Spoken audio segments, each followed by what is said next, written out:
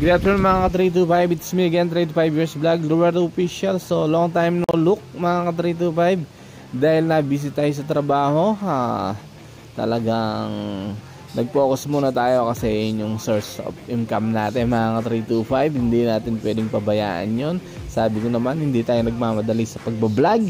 Kung ibibigay sa atin, ibibigay sa atin. Yan pala, atrasabante ako dyan mga ka-325. Dahil umuwi pala kami ng Kapas Tarlac, yan inasas kami tatay. Then pupunta kami sa sa trending ngayon sa Kapas, yung Bueno Bridge mga ka-325. Titignan natin talaga kung marami ba talagang tao mga ka-325. Yan, duman pala kami sa Santa Lucia, yan Santa Lucia Bridge pa lang yan, hindi pa yan mga ka-325. So ayun yung kabundukan. Doon paglampas mo ng arko, doon sa may iglesia, kakanan kaya mga ka-325. At yan, nakarating na kami sa Bueno Bridge mga ka-325. Alas 6 na ng yan gabi, pero baliwanag pa mga ka-325. Ayun, at lumabas na nga kami ng mga dogi-dogi natin dyan mga ka-325. Then pinagmasdan ko yung dyan, yung sinasabing Bueno Bridge. Marami naman pumapasyal talaga mga ka-325. Ayan. Then marami pa yan mamaya pag gabi na. Ayan mga ka-325.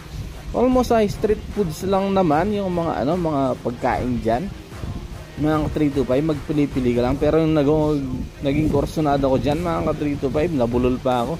Itong platter na to mga ka-325, at saka yung yung nila, yung sizzling balut ba yun mga ka-325. And then naghahanap kami ng kakaibang drinks mga ka-325.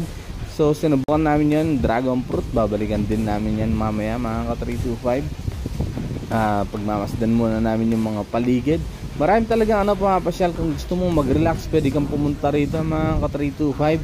At ayan, nagpapahapahangin din si Commander at mga aso. At ayun na nga, nag-order na kami ng dragon fruit. Yung lang, small mga ka-325. Gusto lang namin tikman at saka first time kong inom ng dragon fruit na juice mga ka-325. Maraming pumapasyal dito mga ka-325. Kala ko mga Kapampangan lang. Katin mo rin dayo. Huling Tagalog siguro, alam ng lugar, ako na yung interview. At yun nga, bumalik na ako dun sa nagbebenta ng platter at saka balot. So nag-order ako mga 325, tatlong balot at saka platter. Susubukan natin.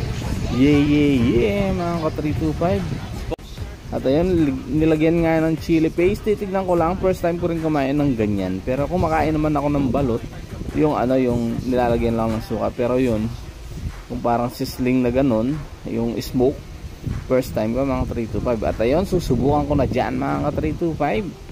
Yeah. At ayun yung platter na in order namin. At ayun, kinain ko na nga yung balot mga 325. Ito, subukan kayo, may pangisngis ko nang maparasya pala itong kahit ang chili paste. Okay lang, sakto lang, wala namang iba. Kumbaga nilagyan lang ng chili paste para magandang tignan lang. Pero balot pa rin siya mga 325. Yeah. Ito, ayun kain lang ng kain si dyan sa 325. Nilagyan ko ng konting suka at saka ininom ko.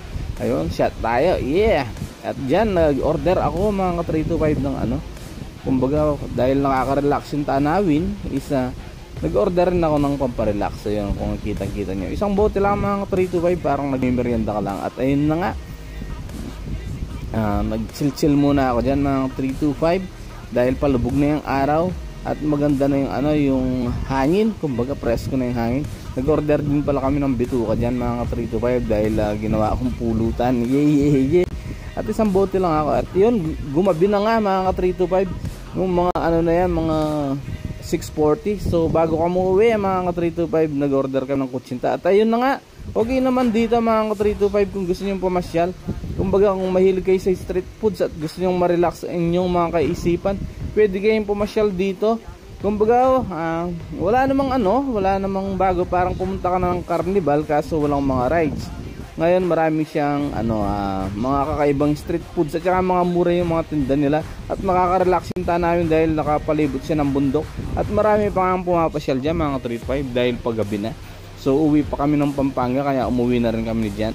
Almost 1 hour lang kami. Yun, paalis na kami dyan mga 325. Yun, mag-enjoy ka naman kung gusto mo yung view at gusto mo mag-relax, pumunta ka dyan. Kumbaga kung naghahanap ka ng peace of mind, pwede ka dyan mga 325 at kumain ka ng street foods. Yeah. Sige mga 325, maraming salamat sa inyong panonood. hanggang dito na lang yung video. Ayan oh, ang dami pang taong pumupunta at daming nakaparada sa daan. Yeah, yeah, yeah. Bye bye mga 325. Ingat po kayo palagi.